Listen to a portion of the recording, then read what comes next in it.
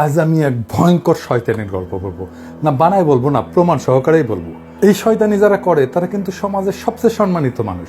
তারা কিভাবে কোন ঘটনা দিয়ে কি ন্যারেটিভ তৈরি করে, কারা করে, কিভাবে করে, সেই অন্ধকার ক্ষমতার কারাকারির গল্প বলবো। অনেকের শুনে খুব খারাপ লাগতে পারে, অবাক হইতে পারেন, কিন্তু অকাট্য প্রমাণ আর কার্যকারণ দিয়ে আমি সেই ষড়যন্ত্রকে আজকে উন্মোচিত করব আপনাদেরকে সাথে নিয়ে। আপনারা জানবেন আমরা এক ভয়ঙ্কর ষড়যন্ত্রকে গতকাল রুখে দিছি। আমাদের অনেকগুলো ঘটনা দেখতে হবে আর মিলাতে হবে সেইগুলো একসাথে। আসেন এক বুদ্ধিভিত্তিক রোলার কোস্টারে চলে বসি। গোয়েন্দা গল্পের মতো, থ্রিলারের মতো আপনারা আনন্দ পাবেন, মজা পাবেন, শিহরিয়া উঠবেন। আসেন শুরু করি। জাতিসংঘের মহাসচিব আসলেন, আমরা জানি উনার আসার কি গুরুত্ব সেটাও আমরা জানি, কিন্তু হঠাৎ কইরা বাংলাদেশের অনলাইন সরগরম হয়ে উঠলো কিনিয়া ধর্ষণের দামাডো। মনে হলো বাংলাদেশে ধর্ষণ জিনিসটা ছিলই না, হঠাৎ করে ধর্ষণ বেড়ে গেছে। প্রফেসর ইউনূসের সরকার দেশ চালাইতে পারতেছে না। প্রফেসর ইউনূসের আমলে সব পুরুষ ধর্ষক হইয়া গেছে, ধ্বজভঙ্গ যাদের ছিল তারাও এখন ভালো হইয়া গেছে, আর তারা সব ঝেপে পড়িচ্ছে মায়াদের উপরে, তাই না? রাস্তায় রাস্তায় নাটক হচ্ছে, দেখেন।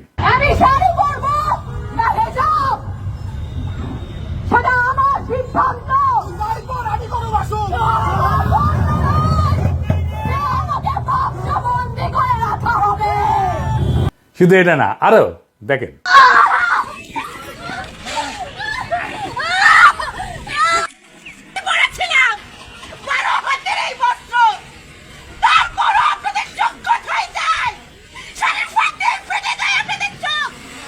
আপনারা মনে করেন তো আগে কখন এরকম দেখেছেন? মুরব্বীদেরও জিজ্ঞেস করেন, দেখেন নাই। তার মানে ধর্ষণ প্রচুর বাড়িছে প্রফেসর ইউনূসের আমলে, তাই না? তাই তো মনে হচ্ছে, তাই না? আসেন দেখি তথ্য কি বলে। বাংলাদেশে জানুয়ারি ফেব্রুয়ারি 2025-এ এই 2 মাসে নির্যাতিত নারী 294, নির্যাতিত, ধর্ষিত না, কিন্তু ধর্ষণের শিকার 96 জন। এর মধ্যে 44 জন শিশু, মানে 1 মাসে 22 জন শিশু ধর্ষণের শিকার হয়েছে। খুবই দুঃখজনক ডেটা, আমাদের সকলের সমবেদনা। আমরা পুরা জাতি এই জন্য লজ্জিত। আসেন এবার আমরা আমাদের প্রিয় কাডাল রানীর আমলের ডেটা দেখি। 2023 সালে 8 মাসে ধর্ষণের শিকার 493 জন শিশু, রহস্যজনকভাবে মৃত্যু হয়েছে 47 জন কন্যা শিশুর। ওই রহস্যজনক মৃত্যুর সংখ্যাকে যুক্ত করলে 8 মাসে 540 জন শিশু ধর্ষণের শিকার হয়েছে, মানে মাসে প্রায় 68 শিশু ধর্ষণের শিকার হইতো। সেই সময় শিকার হইতো যখন বাংলাদেশ ধনধান্যে পুষ্পে ভরা ছিল। তাহলে এখন কেন বামেরা খেপে উঠলো? দেখেন কিভাবে বামেরা খেপে উঠছে, দেখেন কিভাবে পুলিশের উপরে উস্কানি ছাড়াই লাঠি ছুঁড়ে মারতেছে, দেখেছেন? এই যে জামা ছিঁড়ে দিচ্ছে, মারতেছে, এটা হলো পুলিশ।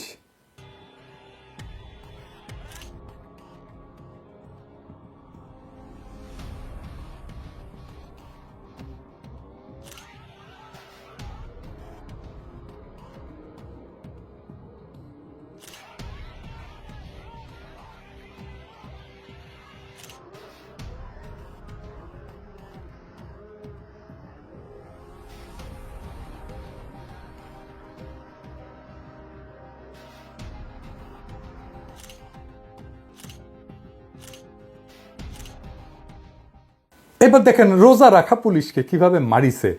পুলিশটারে দেখে এত মায়া লাগিছে, বলতেছে যে আমি তো রোজা আছি, আমি এখন হসপিটালে গেলে তো আমার রোজা ভেঙে যাবে, আমাকে ওষুধ দিবে।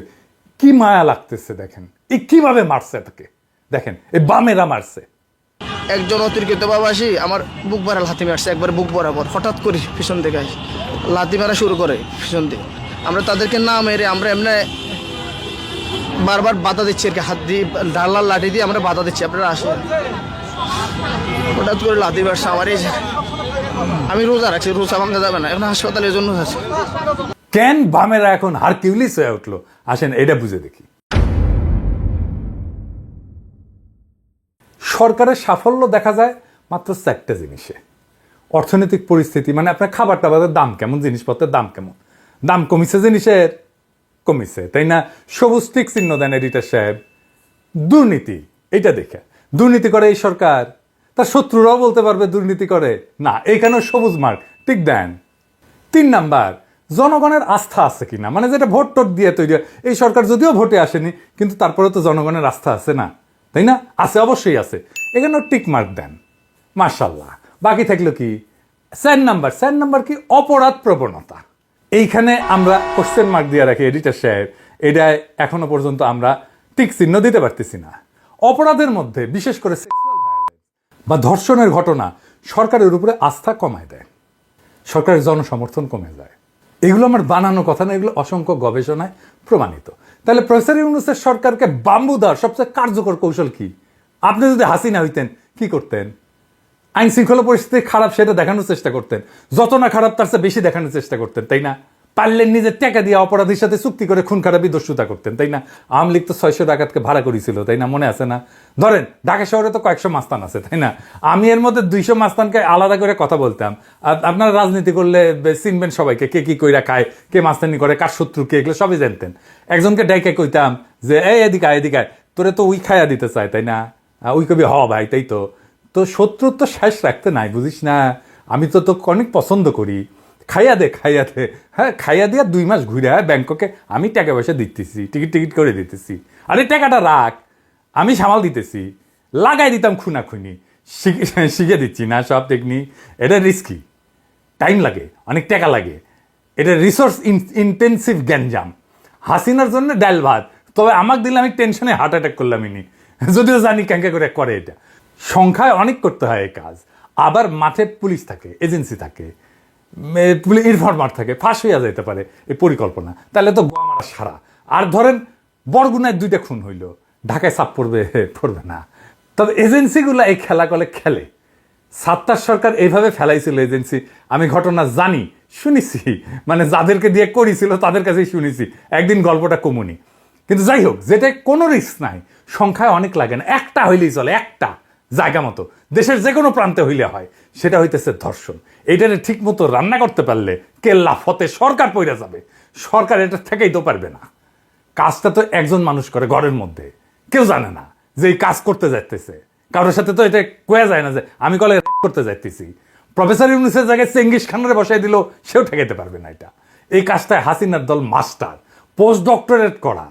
সে এইটারে পলিটিসাইজ করে, উইপেনাইজ করে, ধর্ষণকে তার ক্ষমতায় যাওয়ার অস্ত্র হিসেবে ব্যবহার করে।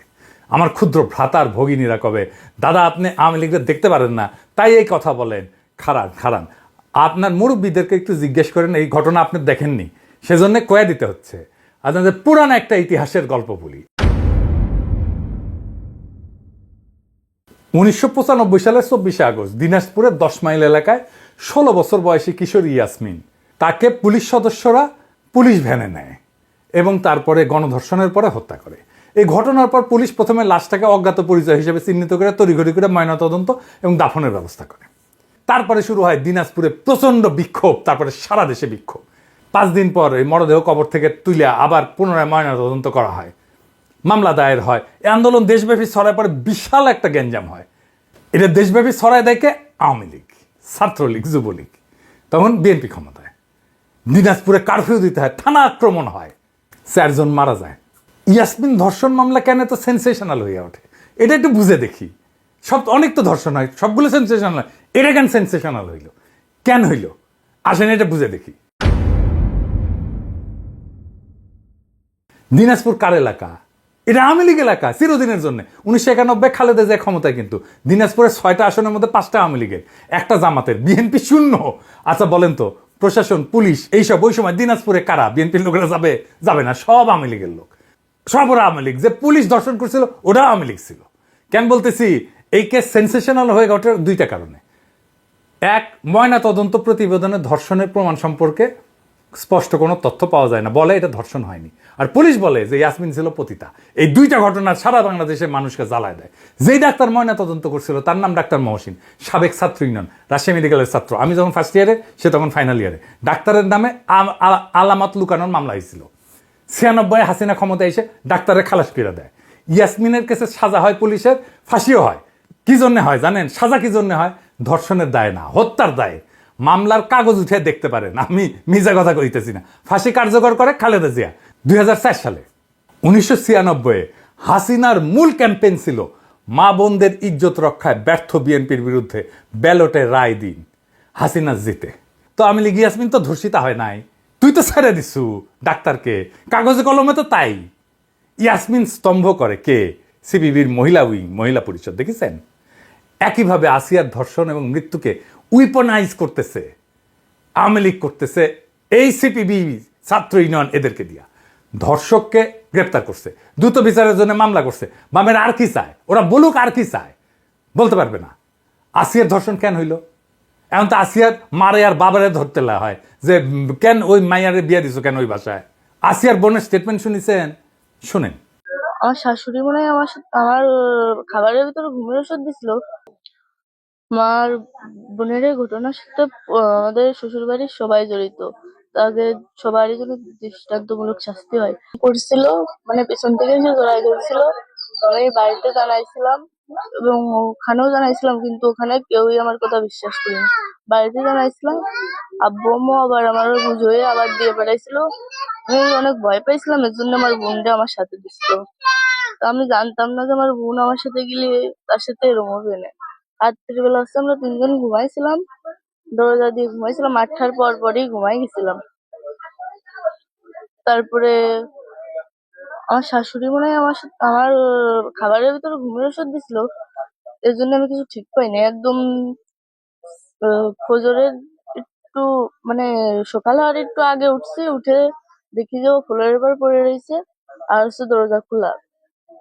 তারপরে আমি বাথরুমে আইছি, আসে ওরে উঠেছি, দরজা দিয়েছি, দরজা দিয়ে ওরে উঠে ওই খাটের পরে রাখছি। কোনো ঘুমাই গেছিল নাকি অজ্ঞান হয়ে গেছিল জানি না, কিন্তু নড়াচড়া লাগিয়ে ও উঠছিল। উঠে কয়ে আপা আমার অনেক কষ্ট হচ্ছে আর জ্বালাপোড়া করতেছে। তো করার পরে আমি ভাবছি ফ্লোরের পরে পড়ে রয়েছে তার জন্য ওর এরম লাগতেছে। তারপরে আমি ওরে বসে তুই চুপ করে ঘুমাই পড়, তারপরে ঘুমাই পড়ছিলাম। আর ওর কি হয়েছিল তা তো আমি অত খেয়াল করিনি, ঘরে লাইট ছিল না, গোলায় টোলায় দাগ টাক এসব দেয়নি।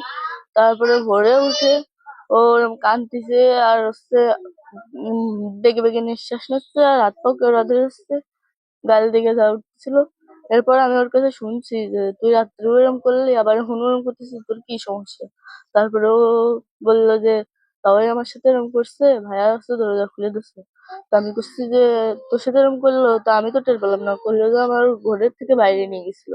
করছে মনে করেন যে ও প্রায় মারাই গেছে, ওরা মনে করছিল যে ও মরেই গেছে, এর জন্যই মানে ওরা ছাড়ছে না, কেউ টের পেয়েছিল এর জন্য ছাড়ছে। ওর খালি পেটে নিঃশ্বাস আছে আর গোলার দিয়ে ঘা হয়ে গেছে। মনে করেন ও যতটুকু কষ্ট পাইছে তাকে তো ফাঁসি দিলেই তো কমই শাস্তি, তাকে সবার জন্য ফাঁসি হয়। আচ্ছা বলেন তো, এটা কি কোহেরেন্ট স্টেটমেন্ট? খুব সম্ভাবনা আছে আসিয়ার বোন পার্ট অফ দ্য ক্রাইম। কেন? এটা শোনেন। আপনি তো আসিয়ার বোন, আপনি তো যেদিন ধর্ষণ হয়েছে আপনি তো এখানে ছিলেন না? যেদিন ধর্ষণ হয়েছে সেদিন নিয়ে আপনি কিছু কথা বলছেন টেলিভিশনের সামনে, আমরা দেখেছি, সারা বাংলাদেশের লোক দেখছে। তো আপনি বলছেন, একবার বলতেছেন যে আমি ওয়াশরুমে গেছিলাম এই সুযোগে ধর্ষণ হয়েছে, আপনি আরেকবার বলতেছেন যে রুম থেকে বের করে নিয়ে ধর্ষণ করছে, আপনি আরেকবার বলতেছেন যে ধর্ষণের সময় আমি ঘুমোইছিলাম, আমি কিছু ঠিক পাইনি। আসলে কোনটা সঠিক? আমি তো ওইটাই বলি না, আমি বলছি যে আমি ঘুমোইছিলাম, হ্যাঁ। ও যখন বাথরুমে উঠছি সেই সময় দেখি যে ও ওইখানে পড়ে রয়েছে, এইটাই বলছি। আপনি বলছেন যে সেহরের পরে, আবার বলছেন রাত 2:30। এটা মানে টাইমটা আসলে মানে বলেন যে হ্যাঁ। আমাকে দিক তো সিয়ারি খাই 2টার দিক, হুম। তারপরের কথা বলছি। আচ্ছা, আপনি একটু মানে প্রথম থেকে মানে রাত থেকে কি ঘটনা ঘটছে একটু আমাদেরকে বলেন তো। সর্বপ্রথম রাত থেকে সব ঠিক ছিল। আমরা রাত্রি 3 জন হচ্ছে ঘুমাই গেছিলাম, 8টার দিকে ঘুমাইছি। হ্যাঁ। আমি, আমার জামাই আর আমার বোন। হুম। আর আমার বোন হচ্ছে আমার পাশে ঘুমাইছিল। হুম। তা হচ্ছে আমি জানতাম না যে ওর সাথে ওরম হবে না।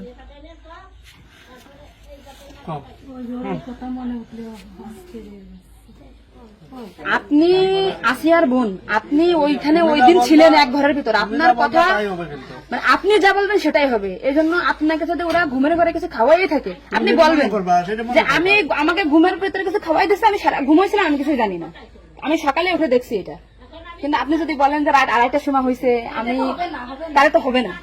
আপনার কথা শোনার জন্য বাংলাদেশের লক্ষ লক্ষ মানুষ অপেক্ষায় আছে যে আপনি আসলে যেখানে ছিলেন, আপনি যেহেতু বোন, আপনার বাড়ি যে হয়েছে ধর্ষণটা, সেহেতু আপনি তো মানে জায়গায় ঘরে ছিলেন, আপনি যা বলবেন সেটাই হবে। কিন্তু আপনি যদি এরকম ভুলভাল কথা বলেন তাহলে তো আমরা আলাদা বক্তব্য দিতে, আমাদের এখানে যা দিতে না টোটালি কিন্তু তাহলে আপনি তো এই কি মাগুরা নিউজে আছেন না। আমি আছি মাগরানি হচ্ছে, আমি দৈনিক ঘরে ডাকে কাদের সাথে মিল না রাখে। আসলে আপনার আপন বোন বিষয়টা সেইভাবে আসলে বলতে হবে। আর এখানে যে আপনি আপনার স্বামীরে বাঁচাই দিলেন বা আপনার শ্বশুরে বাঁচাই দিলেন এরকম না, কিন্তু এতটা সহজ হবে না কিন্তু। বরঞ্চ আপনার এই আপনি যদি এই তালটে পাল্টে কথা বলেন, বিবাদ কিন্তু আপনার নিকটেই, বিবাদ কিন্তু আপনার। আপনি এদের ঘুরে বেড়াচ্ছেন, এটা ঘুরে বেড়াইতে পারবেন না। আপনিও কিন্তু ওদের সাথেই যুক্ত হইতে হবে আপনার। তার মানে উনি একবার বলতেছে কি জানেন, আমি টয়লেটে গেছিলাম তখন ধর্ষণ হয়েছে, একবার বলতেছে আমি আমার রুম আমরা থেকে বের হয়ে বিভ্রান্তিতে আসছি, বারে বারে আপনাদের কাছে আসতেছি শুধু এই একটা কারণে কিন্তু। মানে আপনি আপনাকে দেখে খাওয়াই থাকে, আপনি বলেন যে আমার খাওয়াইছে আমি কিছুই জানি না, সকালে উঠে দেখেছি আমি এই অবস্থা। কিন্তু আপনি যদি টাইম উল্টো পাল্টা বলেন তখন তো মনে করেন আমাদের বাংলাদেশের লোকের আপনি সকালে আপনার ঘুম ভাঙছিল কয়টায়, মানে যখন আপনি দেখছেন আপনার বোন তখন কোথায় ছিল? পড়েছিল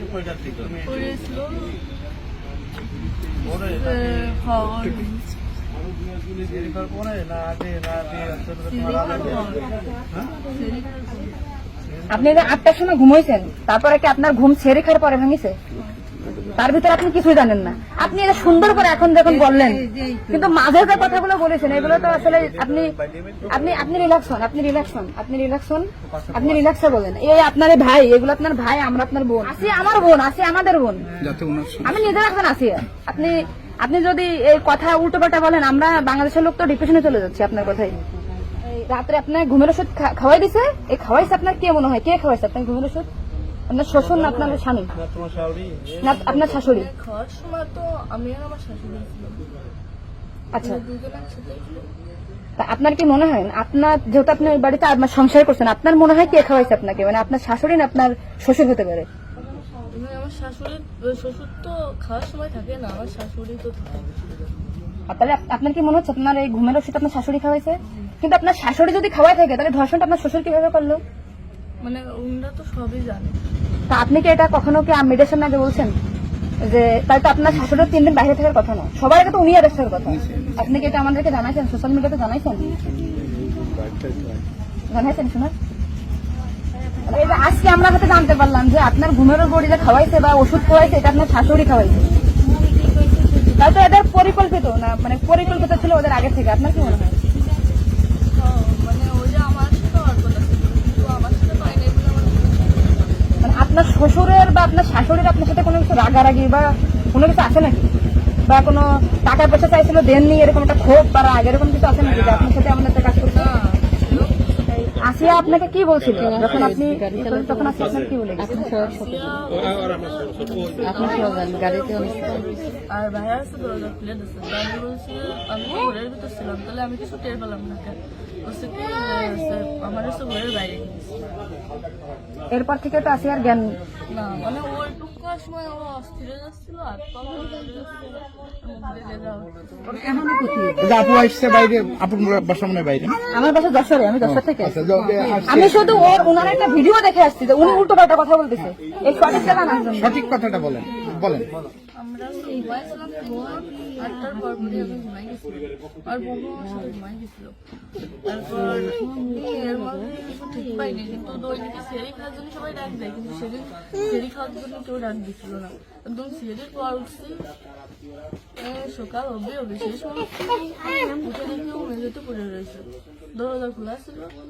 তা আমি ওটা বাথরুম থেকে দরজাটাকে ওটা উঠেছি, তুলে বিছানাটা রাখছি, মানে জ্ঞান হারাইছিল না ঘুমাই পড়ছিল জানি না, কিন্তু নাড়াচাড়া লাগার কারণে উঠে গেছিল। উঠে করছে আপা আমার অনেক কষ্ট হচ্ছে আর জ্বালা পোড়া করতেছে, আমি বলছি ফ্লোর পরে পড়ে রয়েছে এর জন্য ওরকম হয়েছে। তারপরে ও ঘুমাইছিল না কি জানি না, আমি কাছে চুপ করে ঘুমাই পড়। তারপরে আমি ঘুমাই গেছিলাম, সকালে ভোরে 6টার দিকে অবশ্যই কাঁদতেছিল আর বেগে বেগে নিঃশ্বাস নিচ্ছিল। তারপরে আমি করছি কি কি হয়েছে তোর, ওরকম কাঁদতেছিল রাত্রেও, আবার ওরম করতেছি, সাতফল করে আদর যাচ্ছে ও। তারপরে করছে মানে তাও আমার সাথে এরকম করছে, আর হচ্ছে ভাইয়া দরজা খুলে দিছিল। তো আমি করছি আমার এই ঘরের ভিতরে এরকম হলো, আমি তো কিছু টের পেলাম না, তো করছে আমার ঘরের বাইরে। আপনাকে একটা ছোট প্রশ্ন করি, কিন্তু আপনি এর আগে টেলিভিশন থেকে আপনার ইন্টারভিউ নিয়েছে, আপনি বলছেন যে রাত 8-এর দিক হয়েছে আনুমানিক, তারপরে এই হয়েছে, আপনি মানে এই মাঝের এই কথাগুলো তো আপনি জানেন না। সুন্দর, এখন আপনার কথা ভালো লাগছে, আপনাকে থ্যাংক ইউ।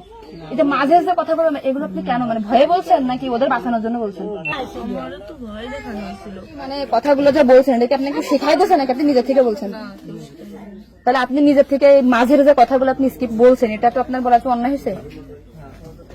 তাহলে আপনি নেক্সট টাইম, মানে আমরা খুব, মানে আমি আপনার ভিডিও 100 বার দেখেছি, 70 টাকা না জানি, আজকে দেখেন আমি 10 থেকে আইছি, আপনাদের ওই বাড়ি গেছিলাম আমি, ঠিক আছে। মনে করেন ভয়তে সবকিছু উল্টো পাল্টে গেছে। এক কথায় মানুষ সবসময় বারবার জিজ্ঞাসা করে মাথার ভিতর উল্টো পাল্টা হয়ে গেছে। আচ্ছা ঠিক আছে আপু, শোনো, আপনি নেক্সট টাইম থেকে আপনি এই সঠিকটা, মানে এই যে ঘুমাইছিলেন সকালে এটা হয়েছে, আপনি এটা বলবেন। কিন্তু মাঝের কথাগুলো আপনার এক্সট্রা বলার দরকার নেই, বললে আমরা বিভ্রান্তি হয়ে যাই, ঠিক আছে। যাক, এখন বুঝলেন তো কাহিনী। শুনেছেন, ঘর থেকে বাইরে নিয়ে গিয়ে ধর্ষণ করেছে, একবার এক এক কথা কইতেছে, একবার করে সেরির আগে, একবার করে সেরির পরে, ওরে ঘুমের ওষুধ খাওয়াইছে। কোন স্টেটমেন্টই আপনি সাবস্টেন্সিয়েট করতে পারবেন না। ওই মুহূর্তে তোর বায়োলজিক্যাল স্যাম্পল নেওয়া উচিত ছিল, রক্ত পেশাব টেশাব নিয়ে পরীক্ষা করে দেখা উচিত ছিল ওর মধ্যে সে আসলে তার ঘুমের ওষুধ খাওয়ানো হয়েছে কিনা। ও কইতেছে আরেক পুরুষ তার পিছন থেকে জ্যাপটে ধরেছিল, তো সে তার ছোট বোনকে ওই জাহান্নামে নিয়ে আসবে। যদি বাইরে নিয়ে যায় তাকে ধর্ষণ করা হয় আসিয়াকে, তাহলে তো ডিএনএ স্যাম্পল পাবেন এখন, তো এখন তো পাবেন না এভিডেন্স। ধর্ষকের বাড়ি হয়তো পুড়ে দিছে পাবলিক, ওইটা আওয়ামী লীগই করেছে। দেখেন, ওই দিনে আমি ক্রাইম সিনার স্টেটমেন্ট নিয়ে কেস সলভ করে ফেলতাম, কে কিসের দোষী। এইবার আসেন, সেই মেটিকুলাস প্ল্যান কি যা দিয়া প্রফেসর ইউনুসকে ফেলায় দেওয়ার চেষ্টা করেছিল। আসিয়ার ঘটনা তো সেই দিন। আর 2রা মার্চ কেমনে বলে 15ই মার্চ এয়ারপোর্টে জনতার ঢল নামবে, মানে 15 তারিখ তারা কিছু করবে যখন গুতেরেস থাকবে। এইখানেই আসে বামেরা, এই জন্যই 15 তারিখে গণমিছিল ডাকিছে লাকি আক্তার। আওয়ামী লীগ আর বাম মিলে ঠিক করে 2 জায়গায় সমাবেশের ডাক দিবে, শাহবাগ আর শহীদ মিনার। এইটা সাহেব দেখান কারা এই গণজাগরণ মঞ্চে 15 তারিখে গণমিছিলের কথা বলেছে। দেখান, আরো দেখান, আরো দেখান, আরো দেখান, একের পর এক দেখান, দেখাইতে দেখেন। দেখেছেন, দেখেছেন তো 15 তারিখের প্রস্তুতি দেখেছেন আওয়ামী লীগের। আবার দেখান আওয়ামী লীগের সিক্রেট গ্রুপে তারা দেখা কইতেছে লাকির দেখানি পথে যাইতে হবে। সাথে নিচে আসে সন্তুল আর্মাকে, যে কিনা দেশের বিরুদ্ধে যুদ্ধ করছে, যার হাতে আমাদের অসংখ্য সৈনিক আর অফিসারের রক্ত লেগে আছে, যে পার্বত্য চট্টগ্রামকে বিচ্ছিন্ন করতে চেয়েছে বাংলাদেশ থেকে ইন্ডিয়ার সাহায্য নিয়ে, ইন্ডিয়ান মাল পুরাটা। এবার বুঝেছেন তো প্ল্যান, সব ইন্ডিয়ান মাল, সব ইন্ডিয়ান রসুনের গোয়া কেমনি এক জায়গায় মিলিছে। 15 তারিখের ওই গণমিছিলে সুশীল লীগ, আফসোস লীগ, ছাত্রলীগ সবাই নাম তো দিছেই গণমিছিল, 1010 লোক নামানোর পরিকল্পনা নিয়েছিল। অমি পিয়াল বলিছে না 20 তারিখে এয়ারপোর্ট বন্ধ করে দিয়া ছাত্র নেতাদের আটকাইতে বলেছিল না। আপনি প্ল্যান বুঝেছেন, সব ইন্ডিয়ান মাল নামিছে, মার খাইছে পুলিশ। আর প্রথম আলো নিউজ করছে ছাত্র সংগঠনের উপরে হামলা। দেখেছেন তো সব ইন্ডিয়ান মাল কিভাবে নেমে পড়েছে এই ধর্ষণ ইস্যুটাকে উইপেনাইজ করে প্রফেসর ইউনূসের সরকারকে বেসামাল করে দেওয়ার জন্য। আমি বলছি সিপিবি অফিসে আমি দখল করে নেব, ওরা গণমিছিল বাতিল করেছে। ইত্তেফাকের রিপোর্ট শুনেন। হত্যা, ধর্ষণ, নিপীড়নের বিচার এবং স্বরাষ্ট্র উপদেষ্টার অপসারণের দাবিতে শনিবার গণমিছিলের কর্মসূচি দেয় বামপন্থী 8টি সংগঠন। এর পাল্টায় ঢাকার পুরানা পল্টনে বাংলাদেশের কমিউনিস্ট পার্টি সিপিবির কার্যালয়কে ছাত্র জনতার কার্যালয় বানানোর ডাক দিয়েছেন লেখক ও অনলাইন অ্যাক্টিভিস্ট পিনাকি ভট্টাচার্য। রাত থেকেই এ নিয়ে উত্তেজনা ছড়িয়ে পড়ে। এর পরিপ্রেক্ষিতেই পিছু হটে বাম ছাত্র সংগঠনগুলো। পরিস্থিতি বুঝে কর্মসূচিতে যোগই দেননি ছাত্র ইউনিয়নের সাবেক সভাপতি লাকি আক্তার। সিপিবির লোকেরা হারকিউলিস চাইছে, আমার নামে স্লোগান দিচ্ছে, শুনেন। পিনাকির বিরুদ্ধে লড়তে হবে একসাথে, লড়তে হবে একসাথে, পিনাকির বিরুদ্ধে, উগ্রপন্থীর বিরুদ্ধে লড়তে হবে একসাথে, লড়তে হবে একসাথে, উগ্রপন্থীর বিরুদ্ধে। কমরেড গড়ে তোলো ব্যারিকেড, গড়ে তোলো ব্যারিকেড, কমরেড। হ্যাঁ, সিপিবির লোকেরা প্রিন্সরা জিগায়েন যে সে আমরা ফোন দিয়া কি কইছে, তারাই জিগায়েন, আমি আর কইলাম না। গ্রেস দিছি কয়েকদিন, প্রিন্স মিয়া জানে কেন গ্রেস দিছি। আমি প্রিন্সরে কইছি ইন্ডিয়ান লেসপেন্সারি বাদ দেন, লাকিরে আর এম আকাশকে বহিষ্কার করেন, শাহবাগে অংশ নেওয়ার জন্য ক্ষমা চান, বাকশালে যোগ দেওয়ার জন্য ক্ষমা চান, পার্টিতে ইসলাম বিদ্বেষের চর্চা বন্ধ করেন ঘোষণা দিয়া। আমি তারে কইছি আগামীকাল রক্ষা পাইল আখেরে সারা বাংলাদেশে আপনার অফিস দখল করে নেব। আমি বলছি নিব, আজ হোক কাল হোক, ওইটা আমি নিবই। আমি শুধু সিপিবির পুরানা পল্টন না, সারা দেশের সিপিবির অফিস আমি দখল করে নিব। আমি কয়া দিলাম তো, আমি হঠাৎ কোনো কাজ করি না, তাই আগাম ঘোষণা দিয়ে রাখলাম, হাড্ডি গুঁড়া করে দেব শালা ইন্ডিয়ান দালালের বাচ্চা। আওয়ামী লীগ নিশ্চিন্ত করতে চান আপনারা, সিপিবিরে জয় বাংলা করেন, আওয়ামী লীগ আর ফিরতে পারবে না। সিপিবি জিন্দা থাকলে আওয়ামী লীগ আবার ফিরবে, আমি কয়া দিলাম, লিখে রাখেন। ইন্ডিয়া আবার ফিরবে, আমি কয়া দিলাম, লিখে রাখেন। যেখানেই সিপিবি সেখানেই প্রতিরোধ। ইনকিলাব জিন্দাবাদ।